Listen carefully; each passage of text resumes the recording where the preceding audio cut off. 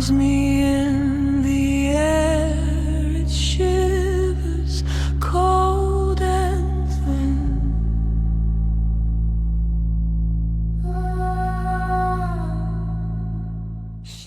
Echoes of the Forgotten Bride. Episode 9, The Sounding of the Deep. Sound is invisible, intangible, but it moves through us, changes us, reaches parts of ourselves we didn't know existed. And some sounds should never be heard, some songs should never be sung, some calls should never be answered.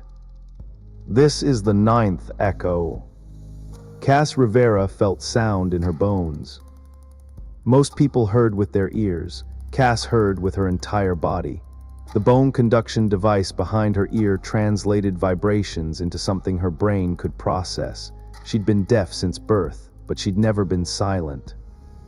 She was a percussionist, one of the best. She could feel rhythm in ways hearing people couldn't. In her sternum, her jaw, her fingertips. Music wasn't something she listened to, it was something she inhabited. Which is why Marius Chen had hired her. Dr. Marius Chen was a marine biologist, obsessive, brilliant. He'd been studying whale vocalizations for 15 years, and he'd just recorded something unprecedented, a song, from a pod of humpbacks near Haven's End, unlike anything in the scientific literature. I need someone who understands sound differently, who can feel it, not just hear it. The acoustic analysis software can't make sense of it, but maybe you can. Cass met him at his lab, a converted warehouse on Haven's End's harbor, banks of computers, hydrophones, spectrograms covering the walls like abstract art. Marius was younger than she'd expected, mid-30s, with dark, intense eyes and hands that moved constantly, explaining, gesturing, passionate about his work in a way that was contagious. "Play it for me." He hesitated. "Before I do, you should know, everyone who's heard this recording has had unusual reactions. Vivid dreams, emotional responses. One of my assistants quit, said it made her feel things she couldn't explain. And you want me to listen anyway. I want you to feel it. There's a pattern, I know there is, but I can't find it. Maybe you can." He played the recording through speakers designed for bass frequencies. Cass placed her hands on them, felt the vibrations travel up her arms, into her chest, into her skull. The whale song was beautiful, mathematically perfect, harmonics that shouldn't be possible from a biological source, and underneath something else, a rhythm, a pulse like a heartbeat, but slower, deeper, ancient. Cass's eyes widened. This is incredible. How long is the full recording? 47 minutes, they sang continuously, the entire pod in perfect synchronization. That's not normal. Humpback songs are complex, but they have variations, individual flourishes. This was uniform, like they were all channeling the same source. Cass pulled her hands back, her whole body was vibrating, resonating. "Play it again. Slower, I need to feel the structure."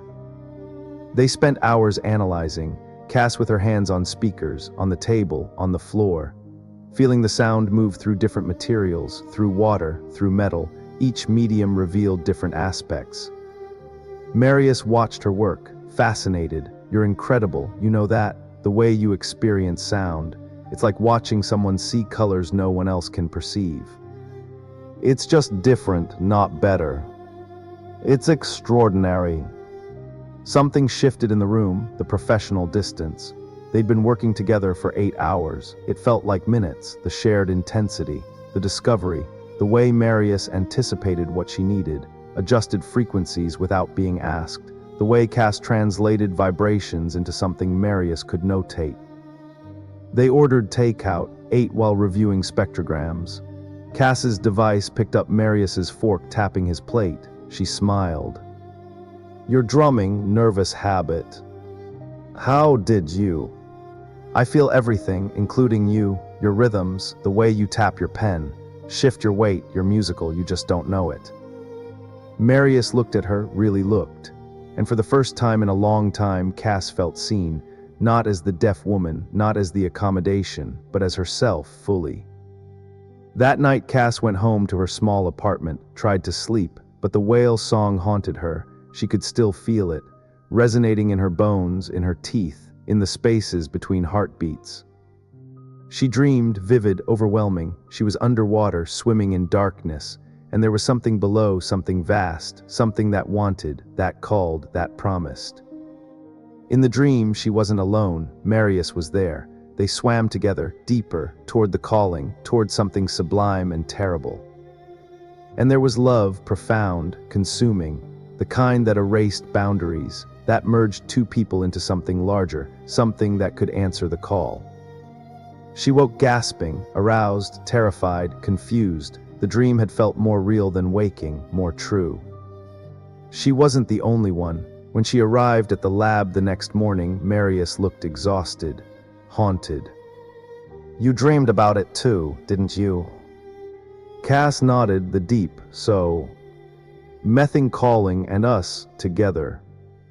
Marius's hands shook as he poured coffee. 3 of my colleagues called this morning, all from different parts of Haven's End, all reporting the same dream, the same call, and they've been hearing the song in town, through walls, through closed windows. It's spreading. How is that possible? We haven't broadcast the recording.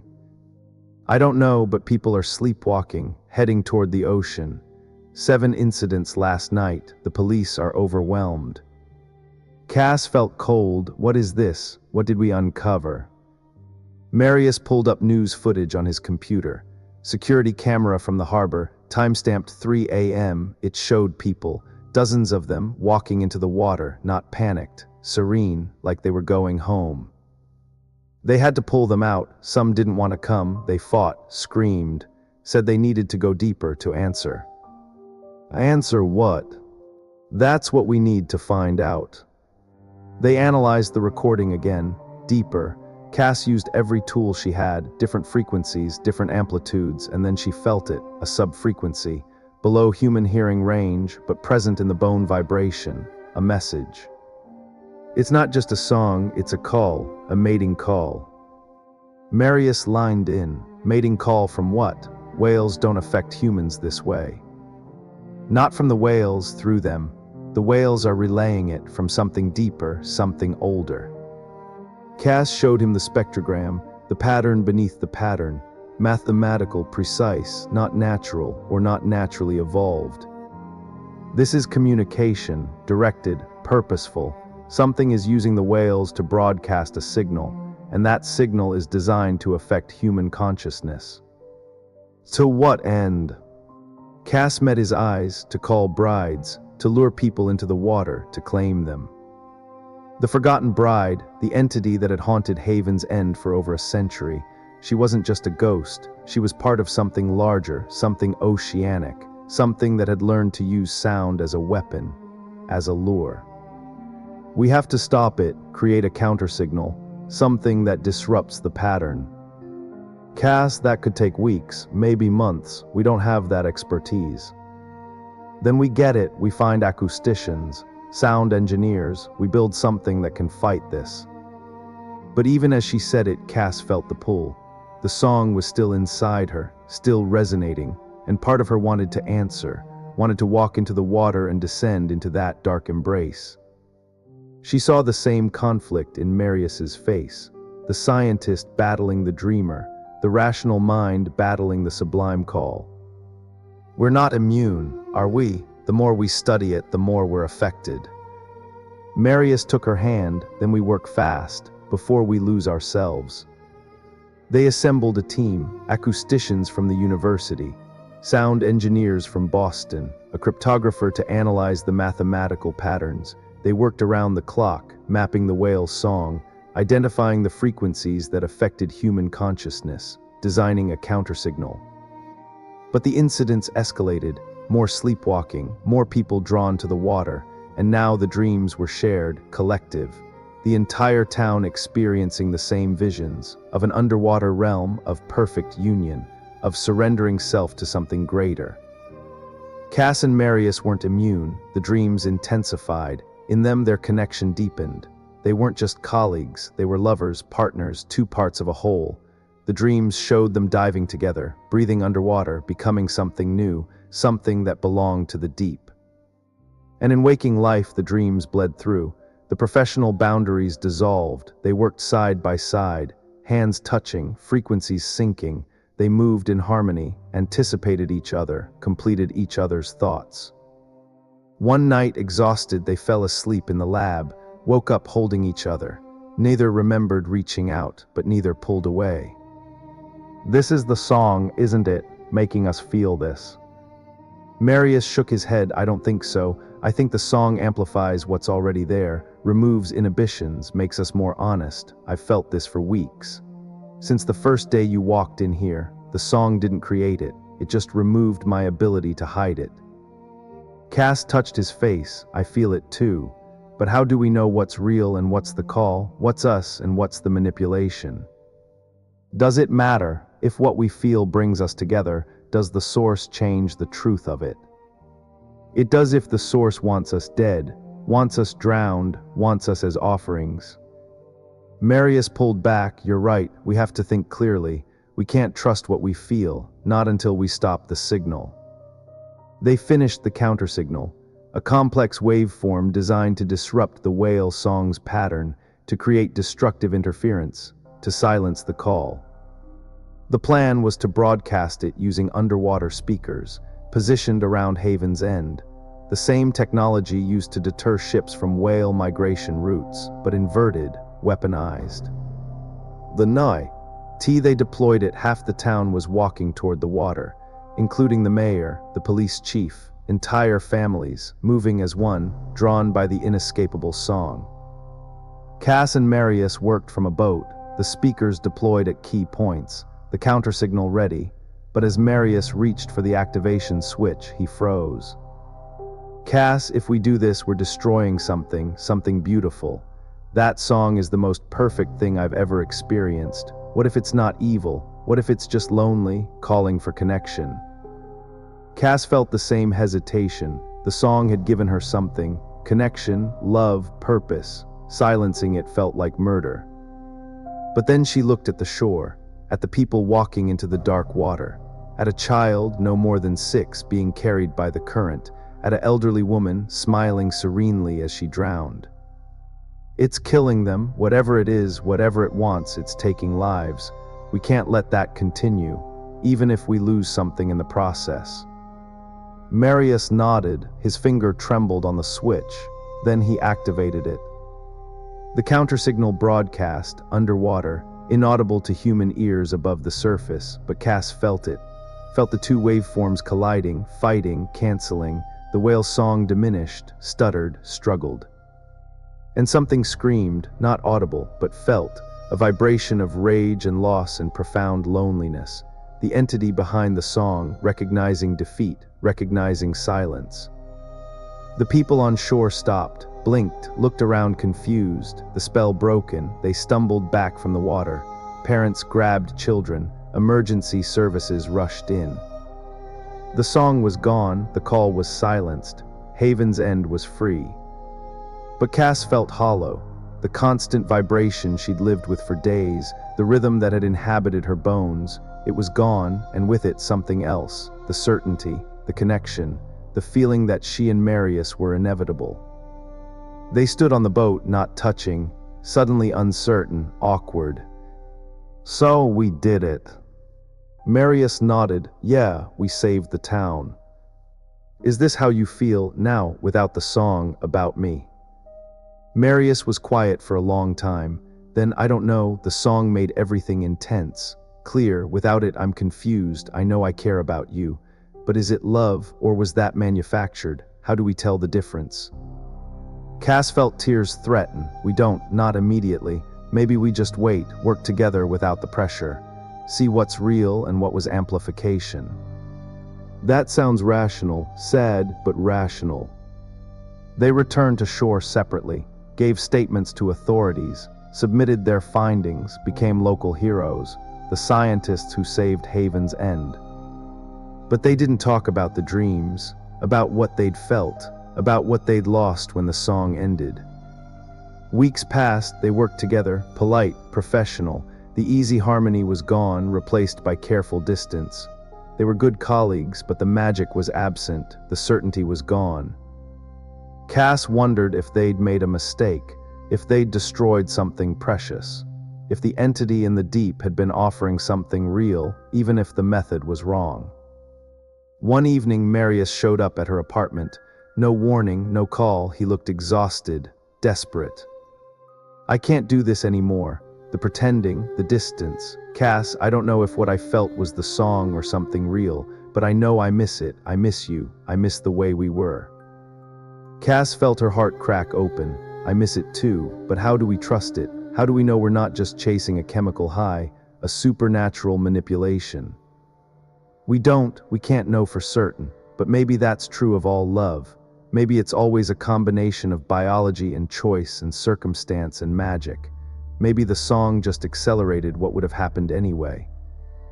Or maybe it created something artificial that we're mistaking for real. Marius stepped closer. "Then let's find out. Let's try, without the song, without the pressure, just us, learning each other, choosing each other, every day until we're sure. And if we're not sure, then we're honest, we stop, we don't force what isn't there. But Cass, I think it is there. I think what I feel is real, messy and uncertain and human, but real." Cass touched his hand, felt his pulse. His rhythm, different from the whale's song, irregular, imperfect, human, alive. "Okay, we try, but slowly. No pressure, no destiny, just two people figuring it out." They started over, first dates, conversations about everything except work, learning preferences, quirks, discovering each other without supernatural interference. It was harder, less certain, but more real. Marius forgot their plans once. They argued about politics. Cass got annoyed by his habit of leaving coffee cups everywhere. He got frustrated with her need for silence to think. But they laughed, they challenged each other, they chose each other, again and again, not because a song compelled them, but because they wanted to. 6 months later, they were diving together, recreational, just for pleasure, and Cass felt something, a distant vibration, the whales singing their normal song, natural, unmanipulated, beautiful. She surfaced, Marius beside her. "Did you hear that?" The whales, yeah, they're back to normal patterns. The entity released them.